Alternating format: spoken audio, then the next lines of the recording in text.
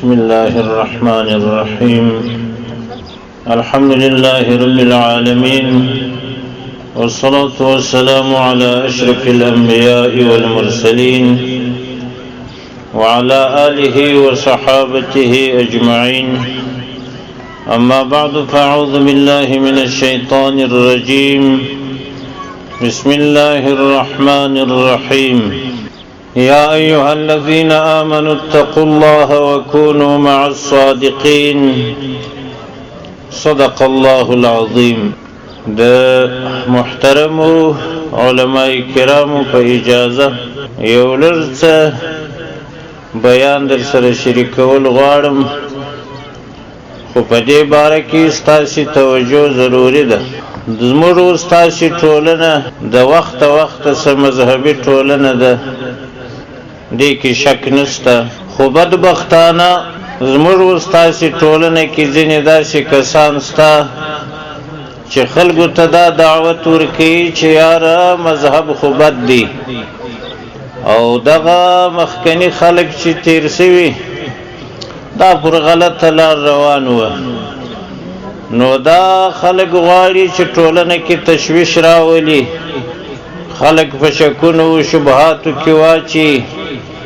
خلکو ته مذهب بد معرفي کی او خلک د مذهب سواړي. دغه شي کسان موږ ستاسو ټولنه کې شته. نو زه غواړم چې تاسو ته د مذهب په باره کې یو څه معلومات درکم چې مذهب کې اوسېدل څومره ګټې لري او د مذهب سوتل څومره تاوانونه لري. مذهب د یو انسان په شخصي او اجتماعي احوالو کې ډېر آثار او ډېر شی ګټې لري. اوله ګټه دا ده چې د مذهب په وجه د مذهب په پیروي سره یو انسان د کتاب و سنت عامل جوړېدلی شي د سلف و صالحینو د اقوالو په رڼا کې. یعنی مذهبی خلق د الله عز وجل کتاب قرآن کریم عمل کی او د پیغمبر اسلام صلی الله علیه وعلى آله وسلم په احادیث عمل کی، خود سلف و صالحین د اقوال پر رڼا کې امامان د خپل ځانو د پاره لارښوون کی بولی، هغوی چې کوم شرح د کتاب او سنت ورته کړي د هغه مطابق په کتاب او سنت عمل کی. په دې طریقه سره مسلمانان مذهبي خلک د صادقینو او سلف و صالحینو په سلسله کې داخليږي، لکه څنګه چې الله جل وعلا فرمایلی یا ایها الذین آمنوا اتقوا الله وكونوا مع الصادقين. ای مؤمنانو، تاسو د الله عز وجل سره وبېرېږئ او تاسو د صادقینو په سلسله کې اوسئ، د صالحینو د سلسلې سره مه وځئ، د هغوی د کتار سره مه وځئ. نو د صالحینو په سلسله کې چې سړی راځي هغه د مذهب په چوکاټ کې راځي. که د مذهب د چوکاټ سړی ووتی هغو د سلف و صالحینو طریقه پرېښول، د صادقینو طریقه یې پرېښول، د هغو د سلسلې څخه بهر ووتی. او بل د مذهب په وجه سړی د مسلمانانو په لوی جماعت کې داخليږي. تاسو ګورئ دا د نړۍ مسلمانان دا په دا څلورو مذاهبو کې را روان دي: حنفی مذهب، مالکی مذهب، شافعی مذهب، حنبلی مذهب. د نړۍ مسلمانان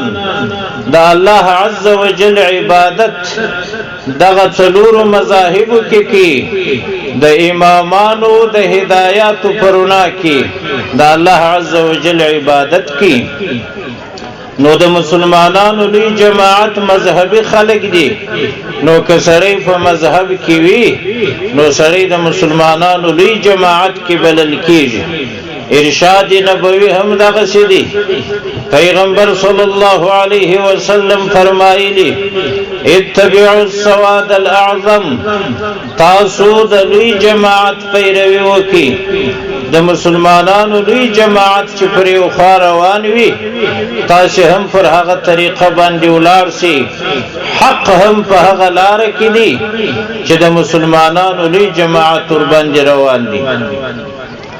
او بل د مذهب په وجه د مسلمانانو په منځ کې اتحاد او اتفاق راځي مسلمانان به سره یو موټی وي تاسو ګورئ پخوا چې دغه ناولده خبرې نه وې دغه نوې خبرې نه وې دا نوې خلک زموږ ستاسې ټولنې ته نه وه راغلي تاسو چیرې یو اختلاف واورېدئ ټول مسلمانان یو موټی وه ټول مسلمانان متفق وه خو کله چې نوې خبرې رالې نوې خلک راغلل د پردیو په اشاره ته مسلمانانو په ټولنه کې رقم تشویشونه پیدا کړل نو لہذا اختلافات راغلل نو د مذهب په وجه د مسلمانانو په منځ کې اتفاق راځي د الله عز وجل فیصله هم دغه ده چې تاسو اتفاق او اتحاد سره وکړئ واعتصموا بحبل الله جميعا ولا تفرقوا تاسو د الله پاک پر رسی پورې لاسونه ټینګ ونیسئ هغه قرآن کریم دی او تاسو خپل منځ کې اختلافونه مه سره کوئ نو اتفاق و اتحاد د مذهب د لارې راځي او بل د مذهب په وجه سړی د ډیرو بدو صفاتو خلاصیږي لکه کبر عجب غرور بدګمانی دا هسې بد صفات دي دا که په انسان کې راغلل دا مهلکه صفات دي دا انسان هلاکي انسان بربادي د دغه بدو صفاتو سره د مذهب په وجه خلاصيږي او همدا شان د مذهب په وجه سړی پر برابر لار باندې قائم پاتې کیږي هغه برابر لار چې الله عز وجل مستقیم لار بللې او د هغو کژو لارو سړی را ګرځي چې هغه د نفسي خواهشاتو پر بنا غوره کیږي الله عز وجل د کژو لارو مسلمانان را منع کړي او دا هدایت ورته کړي چې تاسو پر دغه مستقیم لار باندې اوسئ وان هذا صراطي مستقيما فاتبعوه یقینا دغه زما لار ده مستقیم لار ده دغه دین مقدس اسلام تاسو اتباع وکي تاسو پیروي وکي ولا تتبعوا السبل فتفرق بكم عن سبيله تاسو د نور کژو لارو پیروي مکوي پر کژو لارو باندې مزي کچيري پر کژو لارو باندې تللاس نو بدغه متابعت دغه پیروي تاسو تار پتار کی ستاسو اتحاد او اتفاق دا به د منځه ولاړ شي نو ګوري مذهب دغه شې آثار دا شې عواقب لري نو لہذا د امت مسلمه پر دې خبره اتفاق دی چې کوم سړی مجتهد نه وي هغه په مذهب کې وي هغه ته دا نه دروا چې د مذهب اوزي د مذهب وتل څه تاوانونه لري دا د نصيحت خبرې دي او په دې نیت یې کوم کچېری څوک د بدو خلکو سره کښېنستلی دا زما خبرو ته دې غوږ ونیسي د تعصب څخه لاس واخلي د زړه په غوږو دې واوري بیا دې وروسته په خپله فیصله وکړي چې د مذهب څخه وتل تاوان لري که نه او مذهب کې اوسېدل ګټه لري که نه د مذهب څخه وتل ډېر تاوانونه لري زه به تاسو ته یو څو تاوانونه په ګوته کړم. اول تاوان سړی که د مذهب ووتی مذهب یې پرېښوي لا مذهب سړی سو دا سړی د حق د اتباع څخه مخ اړي د نفسي خواهشاتو پیرو جوړیږي او دا دین د خپلو نفسي خواهشاتو یوه مجموعه جوړي دا سړی په اسانیو پسې ګرځي دا بیا د حق پیروي نه کوي یوه شي ته به هم حلال وایي هم حرام یوه شي ته به هم جائز وایي هم واجب دا په اجماع د امت حرام کار دی دا یو تاوان او دوهم تاوان یې دا دی چې هغه کس چې دی د مذهب ووځي هغه کسان چې د مذهب ووځي آغا د کتاب یعنی قرآن کریم تفسیر او د پیغمبر صلی الله علیه وسلم د احادیث شرح د خپل رأی پر بنا کی سلف صالحینو د امت امامانو چې دې باره کې څه ویلي د هغه د هیڅ پروا نه کوي او هغه ته هیڅ نظر نه کوي دا یو داسې کار دی چې سړی تباه کوي دا سړی بربادی پیغمبر اسلام صلی الله علیه وعلى آله وسلم داسې فرمایلی من قال في القرآن برأيه فأصاب فقد أخطأ چاک په قرآن کې یو څه وویل د قرآن تفسیر په خپل رأی وکړي او بیا حق ته هم ورسېدي دا سړی خطا سو غلطي وکړل تاسو ګورئ د قرآن شریف تفسیر په خپل رأی که څه هم حق تفسیر وي بیا هم پیغمبر علیه السلام وایي دې سړي غلطي وکړه نو په خپل رأی په خپل فکر به سړی د قرآن کریم ترجمه نه کوي د سلف صالحینو اقوالو ته به ګوري د صحابه کرامو اقوالو ته به ګوري چې دې کسانو چې دا سلف صالحین دي هغوی د قرآن کریم په تفسیر کې څه ویلي د هغوی د اقوالو مطابق به سړی د قرآن کریم تفسیر کوي او د پیغمبر صلی الله علیه وسلم د احادیث شرح هغه به هم د امامانو د اقوالو پرانا کې سړی کی نو که مذهب سړی پریږدي نو بیا د خپل نفسي خواهش د خپل نفسي خواهش تابع دي نو په خپل رأی بیا د هر څه کی د قران کریم تفسیر د پیغمبر علیه السلام د احادیث شرح تا په خپل رأی کی دانو بیا سړی هلاکی قرآن کریم کی منسوخ آیاتونه هم ستا آیاتونه دی تلاوت کیږي قرآن کریم کې لیکلي دي خو حکم یې قاطع دی اوس عمل نه پکېږي د ټول امت تر باندې اتفاق دی نو دا سړی ناپوه سړی بې علم سړی چې پر منسوخ آیت باندې رالی بیا به په دې هم عمل کوي د پیغمبر علیه السلام په احادیثو کې هم منسوخ حدیثونه شته په هغو به هم بیا عمل کوي ګورئ د بخاري شریف روایت دی پیغمبر علیه السلام یو ځای تیریږي یو سړی وینه کاږي د یو بل چا پیغمبر علیه السلام وای افطر الحاجم والمحجوم وای دغه سړی چې دا وینه کاږي او هغه بل سړی چې وینه ځینې کښل کېږي د دې دواړو روژه ماته شوه نو دا سړی خو وای بخاری شریف دی دا الله عز وجل تر کتاب ورسته اصح الکتب دی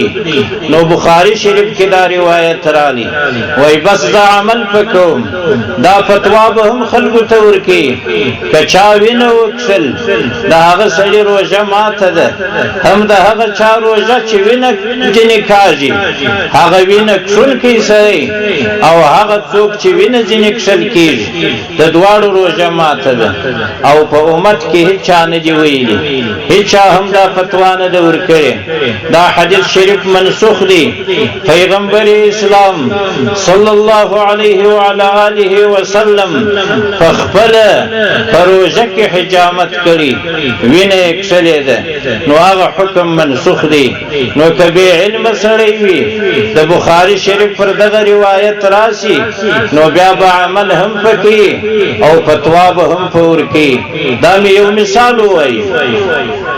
په قرآن کریم او په احادیثو کې هڅه نصوص ډیر دي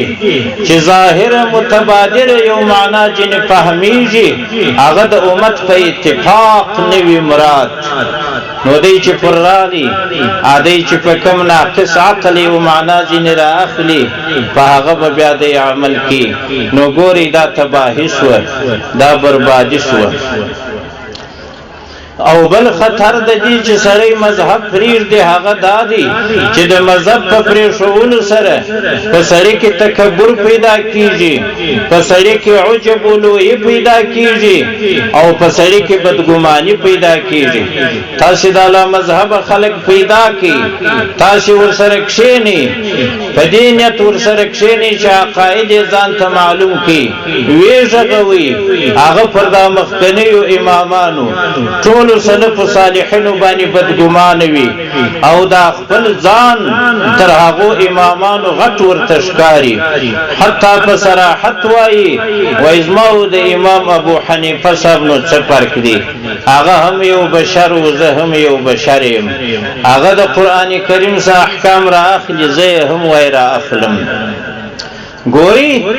دومره عجب او تکبر پکې رالی چې د امت تر امامانو هم ځان غټ ورته ښکاري یو پلچې شیطان سره په قبضه کې واخلي الله عز وجل دې مسلمان د شیطان د تسلط وساتي بیا دومره پورته کوي چې دا ځان دومره غټ ورته ښکاري دی چې وای بېخزه په فضا کې او هغه بنو خبر نه چې په ځمکه نه نوتی دي دومره کمزوري د بدن د لحاظ د عقل د لحاظ خو شیطان دومره لوړ کړي الله عز وجل په دین کې پوهه هر چاته نور کی یؤت الحکمت من یشاء ومن یؤت الحکمت فقد اوتی خیرا کثیرا الله عز وجل په دین کې پوهه هغه چاته ورکی چې الله پاک اراده وکي او چاته که په دین کې پوهه ورکول سو هغه ته خیر کثیر ورکول ټول خلکو ته حکمت نور کول کیږي د انسانانو مرتبه فرق سره لري تاسو ګوري ټولنه کې انبیاء علیهم الصلوات و التسلیمات هغه د انسان د نوعي سو هغه څومره لوی خلق دي دا الله پاک په مخلوق کې انبیاء علیهم الصلوات و التسلیمات ور خلق دي او بیا تر پیغمبر علی السلام را ورست صحابه کرام څومره ور خلق دي او بیا را ورست امامان بیا لور خلق دي اولیاء الله لور خلق دي بیا پدې کې هر یو ځان ته مرتبه لري د انسانانو استعدادونه فرق لري نو پچا کې چې دومره غرور او تکبر راسي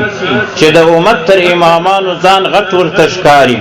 نو بیا خدای پر سلف صالحینو بدګمانس پر هغه چې بدګمانس پر خپل دین باندې هم اعتماد نه لري ولی دین مستچار رسولی دی ایا مش په خپل د پیغمبر علی السلام څخه حدیثونه اوریدلی موږ تاسو په خپل د پیغمبر علی السلام څخه قران کریم اوریدلی نه خدا انسانانو را رسولی پیړی پر پیړی دا دین را لزمو استاد طبقه ترالی نو کوم تاسو پر خپل اسلاف بدګمان سو دا فیصله وکړو چې یار هغه مبتدعين و هغه خلق په بدعت اخته و نو بیا خدا دین باندې هم اعتماد د الله سور کول بیا خو نو دا دین هم د الله سور کی دا څومره تبعید دا خلق چې فقه پریږدي مذهب پریږدي دا په دې خاطر چې په دې کې عجب او غرور راغلي وای په څو زه د امامانو هدایات واورم زما او د هغوی فرق نشته فقه چې پرېښول یو څو ورځې بعد بیا د احادیث څخه هم انکار کوي وای احادیث خو هم ما په خپله د امام بخاري څه نه دي اورېدلي د ترمذي څه مې نه دي اورېدلي یا مې خپله د نبي علیه السلام څه نه دي اورېدلي امام بخاري بیا څوک دی امام ترمذي بیا څوک دی امام ابو داود بیا د کومې خوا راغلی بیا نو د احادیثو امامان هم شاته غورځي بره پرویزیت پاتې خبره پرویزیت ته ورسېدل وای یوازې قرآن شریف منو بل شی نه منو دغه پرویزیت دی یو څو ورځې چې تېرې شي دا به نو لرې نه وي چې په قرآن شریف کې به هم شک ورته پیدا شي ولې وای قرآن شریف خو هم ما د پیغمبر علیه السلام څه نه دی اورېدل دا خو هم دا د امت علماو امامانو مشترا رسولي هغوی را جمع کړي صحابه کرامو را جمع کړي رضی الله تعالی عنهم اجمعین نو خبره کم ځای ته ورسېدل دا ګوري د مذهب د پرېښولو سره دونې تباهي راغلل چې آخر به د خدای تعالی په کلام کې شک ورته پیدا کېږي او بل د مذهب په پرېښولو سره لوی لوی اختلافونه راځي دومره لوی لوی اختلافونه چې هغه به په دین کې اختلافونه وي هغه به د دین په اصولو او عقایدو کې اختلافونه وي دغه غیر مذهبي خلک دا تاسو وګورئ هر یو ځان ته مجتهد دی هر یو ځان ته فقیه دی اگر که نهایي درجه به علم هم وي علم خو ورسره نه یو حدیث شریف نشي ویلای یو حدیث شریف او دعوه د اجتهاد کی دی خو په خپل مجتهد دی د په ګمان هغه د ملګری هم ټول مجتهدین دي هغه هم ټول فقها دي نو هر یو ځان ته اجتهاد کی نو هر یو چې ځان ته اجتهاد شروع کی نو د خلکو فکرونه خو فرق سره لري هر یو جلا ځان ته دین جوړي د دې کتابونه ما مطالعه کړي دي دا د دې مشران یو بل ته د کفر نسبتونه سره کوي یو ته وای کافر یا هغه بل ته وای کافر دا د کفر نسبتونه دومره لوی اختلافونه دا د دې سره زیږي د دې څخه پیدا کیږي چې مذهب پرېښی دی که چیرې په مذهب کې وي سړی دا ټول مشکلات حل دي او بل د مذهب په پرېښولو سره د مسلمانانو د اجماع مخالفت راځي او د هغې لارې پرېښول راځي چې هغه د ټولو مسلمانانو لاره ده هغه د مسلمانانو د لوی جماعت لاره ده د مسلمانانو د لوی جماعت لاره که سړي پرېښول دا لو تباهي ده دا سړی دوزخ ته رسي پیغمبر اسلام صلی الله علیه وعلی آله وسلم داسې فرمایي إن الله لا يجمع أمتي على ضلالة ويد الله على الجماعة ومن شذ في النار پیغمبر علیہ السلام و یقینا الله عز وجل زما امت پر گمراهی نرا ټولی دا الله پاک نصرت مسلمانانو د لوی جماعت سره دی او که څوک د مسلمانانو د لوی جماعت سهوتی هغه به یوازې په اور کې واچول شي نو کومه لار حق ده حق هم هغه لار ده چې د مسلمانانو لوی جماعت پر روان دي د مسلمانانو لوی جماعت پر څه کې دي هغه په مذهب کې روان دي نو والله العظیم چې مذهب حق دي او د مذهب د باندې چې په وسنی زمانه کې کومې نور لارې خلک لټوي هغه لارې دوزخ ته تللي دي هغه شاذ لارې دي هغه انفرادي لارې دي هغه د مسلمانانو د لوی جماعت لارې نه دي هغه سړی تباهي ته رسي هغه سړی دوزخ ته رسي بل حدیث شریف کې هم داسې راغلي پیغمبر علیه السلام فرمایلي اتبعوا السواد الاعظم فانه من شذ في النار تاسو د مسلمانانو د لوی جماعت پیروي وکړئ که یو سړی د مسلمانانو د لوی جماعت سره جلاسو هغه به یوازې ورته واچول شي. دا مې د مثال په ډول یو څو تاوانونه بد عواقب د مذهب د پرېښولو درته بیان کړل. د مذهب د پرېښولو به یو ساده مثال درته ووایم. د مذهب پرېښول داسې مثال لري لکه یو سړی چې مریض وي وای ډاکټر ته نه ځم په خپله د ځان علاج کوم، او بل سړی وایي چې زه نجاري د ځانه شروع کوم، د چا څه زده کوم نه، بس ځم دکان را باسم نجاري شروع کوم. او بل سړی وایي ځم خیاطي شروع کوم، د چا څه خیاطي زده کوم نه، بس په خپله یې شروع کوم. یو سړی وایي ځم یوه کوټۍ جوړوم، یو بلډینګ جوړوم، هېڅ د چا څه پوښتنه نه کوم، د انجینر څه نقشه نه اخلم، بس په خپله یې جوړوم. او ځم د موټرانو مستري جوړېږم، پر چا باندې شاګردي نه کوم، د چا څه دا کسب نه زده کوم، بس د موټرانو مستریتوب شروع کوم. آیا دا کېدلی شي؟ که دا نظام دغسې روان شي ټول خلک دا کارونه پر خپل سر شروع کړي، دغه کارونه د یو ماهر استاد څه نه کړي زده، نو بیا به دا نظام څنګه شي؟ دا نظام به ضرور خرابېږي. نو د مذهب پرېښول هم دغسې مثال لري. د الله عز وجل کتاب قرآن کریم، د پیغمبر علیه السلام احادیث، دا د امت امامانو څېړلي، دا د امت ماهرانو څېړلي، هغوی موږ ته یو خلاصه شی په کتابو کې لیکلی وایي د قرآن کریم او د احادیثو مراد دغه دی. هغه د دې فن ماهران و، هغه زموږ امامان دي. نو کوم چې د دې هدایات دي د هغوی د هدایاتو مطابق به موږ و تاسې په کتاب و سنت عمل کوو. زما د خبرو خلاصه هم دغه سوه چې په مذهب کې اوسېدل ضروري. که سړی فقیه و مجتهد نه، اوس زمانه کې مجتهدین نسته، پر دا ټولو خلکو فرض ده چې مذهب کې به وي. دا څلورو مذاهبو کې چې هر مذهب وي، دا چې زموږ استاسې وطن کې بل مذهب نسته، یوازې حنفي مذهب دی، د همدغه مذهب پیروي پر موږ ټولو، پر موږ و تاسو ټولو ضروري ده. د مذهب سوتل په نن زمانه کې دا تباهي ده. که څوک د بدو خلکو سره کښېنستلی وي او د هغو څه متاثر سوی وي، هغه دې لږ فکر او غور وکړي، دا خپله مفکوره دې پرېږدي. د دغسې کسانو سره کښېنئ مه چې هغه خلکو ته دا دعوت ورکوي چې تاسو د مذهبه څه ووځئ. دا هغه خلک دي چې د مسلمانانو اتفاق و اتحاد اخلي او خلکو ته شکونه او شبهات پیدا کوي په دا خپل دین کې، د الله عز وجل په عبادت کې شکمن کوي. نو د داسې خلکو څخه به تاسو ځانونه لرې ساتي.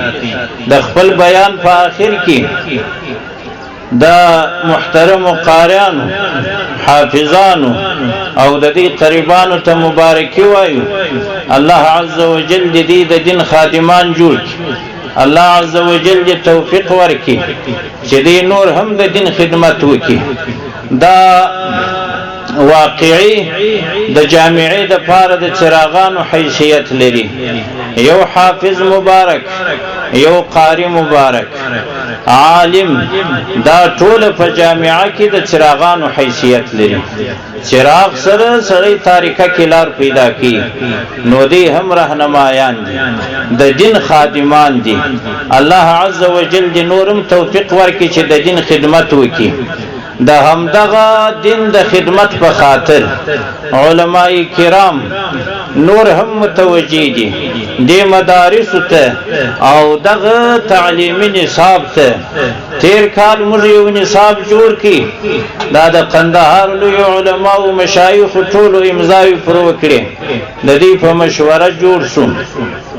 دغه تعلیمي نصاب. ان شاء الله العزیز تر ډیره حده ښه نتیجه ورکړي. نو بیا به هم ان شاء الله العزیز دې باره کې علماء کرام کښېني، د دغه نصاب په باره کې که څه مشکلات و هغه به بیا هم د منځه وړي. دا د دې علماو مسؤلیت دی چې د ټولنې په وړاندې لري. نو تاسو مسؤلیت هم دا دی چې تاسو د علماو سره همکاري وکړي، د مدارسو اسلامی مراکزو سره همکاري وکړي، دا به تاسو د دین سره نصرت وي، نو به الله عز وجل هم تاسو نصرت وکړي. یا ایها الذین آمنوا